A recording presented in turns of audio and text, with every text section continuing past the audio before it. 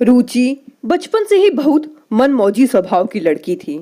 बेपरवाह होकर हमेशा अपनी ही मस्ती में रहती। धीरे धीरे बड़ी होती गई। पढ़ाई पूरी होने के बाद अच्छी नौकरी पर लग गई। माँ ने कई बार समझाने की कोशिश भी की, बेटा अभी तो मैं हूँ साथ तुम्हारे, सारे काम कर देती हूँ।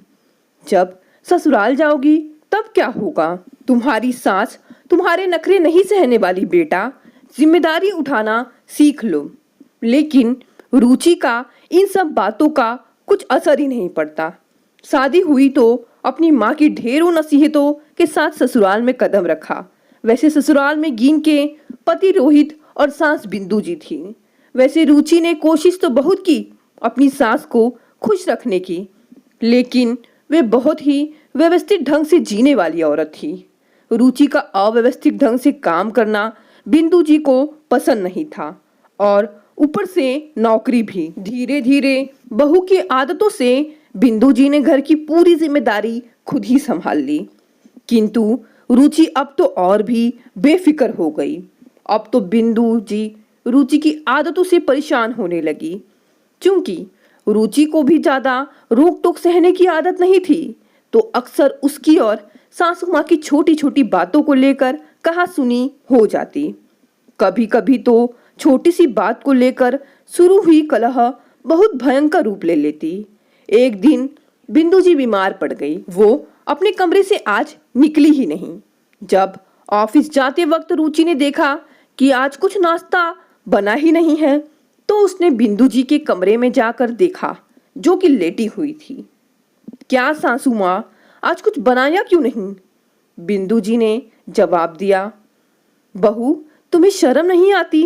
बजाय मेरा हाल चाल पूछने के तुम अपने नाश्ते के बारे में पूछ रही हो।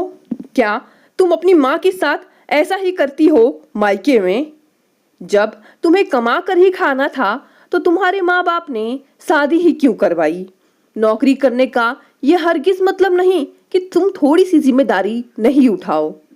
रुचि ने तुरंत उल्टा जवाब देते हुए कहा, माँ जी मत भूलो कि मेरी आधी कमाई से इस घर का खर्चा चलता है। अच्छा, तो मैंने कब कहा कि घर खर्च चलाओ?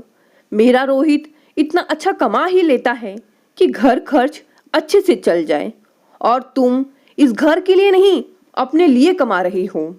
ऐसे ही हमेशा चलता, लेकिन छुट्टी वाले दिन घर में भयंकर महाभारत शुरू हो जाता और इन सब में फंसता बेचारा रोहित। अक्सर रोहित कुछ नहीं कहता। उसकी पूरी छुट्टी कभी रुचि को तो कभी अपनी माँ को मनाने में निकल जाती। इस बार जब 4 छुट्टियां इकट्ठी आ गई तो रोहित की परेशानी बहुत बढ़ गई।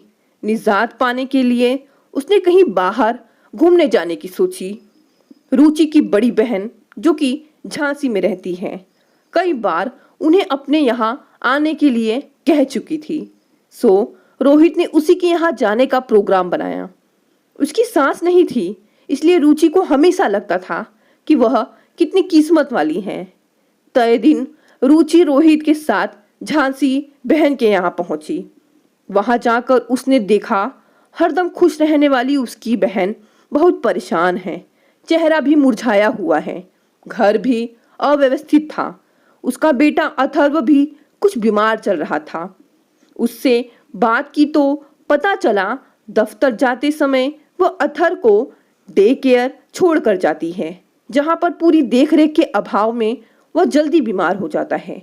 इसके अलावा उसके खुद के लिए भी घर और दफ्तर के कामों में सामंजस्य बिठाना बहुत मुश्किल हो रहा है। रुचि से बोली, तू बहुत खुशकिस्मत है जो तेरे पास घर में माँ जैसी सास है, वरना अकेले घर नौकरी ये सब संभालना बहुत ही मुश्किल है।